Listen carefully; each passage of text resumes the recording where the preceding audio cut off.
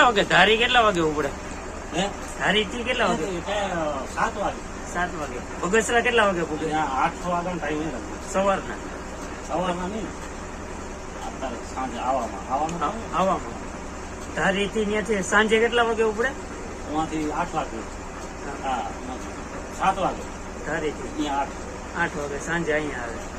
પછી પાછી રેગ્યુલર ત્યાંથી બગસરા થી પછી અહીંથી સીધી રાજકોટ જાય.